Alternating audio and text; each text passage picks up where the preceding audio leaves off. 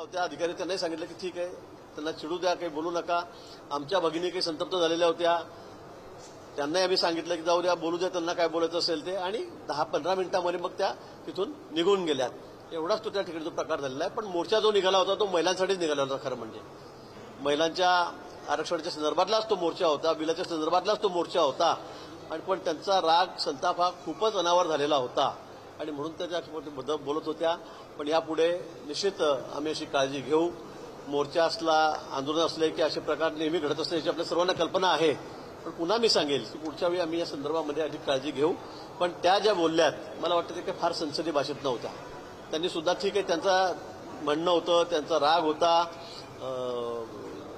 ते त्यांनी वेगळ्या भाषेने ते मांडू शकल्या असत्या, तक्रारही करू शकल्या असत्या पोलिसांकडे. पण पोलिसांनीच आम्हाला परवानगी दिलेली होती, आम्ही रितसर परवानगी घेतलेली होती, रूटही आम्ही दिलेला होता. त्यामुळे मला असं वाटतं की काल थोडा त्रास लोकांनाही त्या ठिकाणी झालेला आहे, आम्ही मान्य करतो. पण प्रत्येक मोर्चामध्ये, प्रत्येक आंदोलनामध्ये तो होत असतो, हेही खरं आहे. पोलिसांचं नियोजन चुकलं का? कारण एवढा पीक आवरला, पोलिसांनी रस्ता बंद करणं अगदी शाळेपासून सुरू आहे. त्यामुळे नाही, मला असं वाटतं की संध्याकाळची वेळ होती, 5:30 वाजता आमचा मोर्चा निघाला त्या ठिकाणी. आणि मोर्चा मात्र काही रात्री तर निघू शकणार नाही आणि मोर्चाचा मार्ग ठरलेला होता, परवानगी मी मागितलेली होती. त्यामुळे मला असं वाटतं नियोजन वगैरे कुठेही चुकलेलं नाही. पण ते एखादी भगिनी आमची येऊन त्या ठिकाणी अशा पद्धतीने बोलते, कुठेतरी बाटली फेकून मारते मोर्चावर, तर हेही काही योग्य नाही. आणि तो मोर्चा सुद्धा महिलांचाच होता, महिलांच्या आरक्षणासाठीच होता, महिलांच्या हक्कासाठीच तो मोर्चा होता. पण मला असं वाटतं की त्यांचा राग फारच अनावर झालेला होता, त्यांचा संताप फार अनावर झालेला होता.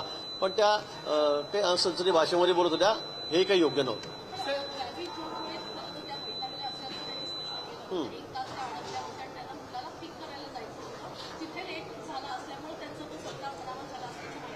नाही, बरोबर आहे ना. मी सांगितलं ना आधी की असे मोर्चे असले की ट्रॅफिक जाम होतात, लोकांना त्रास होतो, त्याचाही त्रागा वाढतो. हे खरं आहे, हे या बाबतीत कोणाला आम्हाला ते अमान्यच नाहीये, मान्यच आहे.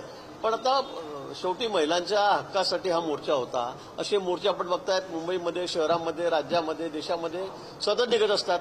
आंदोलनं केवढी मोठी होतात तर आपल्याला माहिती आहे काय काय त्यावेळेला होतं म्हणून.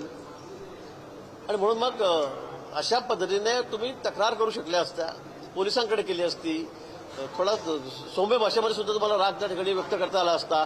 पण त्या ज्या भाषेत बोलत होत्या, त्यांनी जी बाटली फेकून मारली, ते काही फार मला वाटतं संयुक्तिक नव्हतं. सवाल ये है कि शिव जन आक्रोश मोर्चा कल आपने आयोजन किया था क्योंकि विपक्ष ने मंजूर नहीं किया, उनके खिलाफ आपका जन आक्रोश था.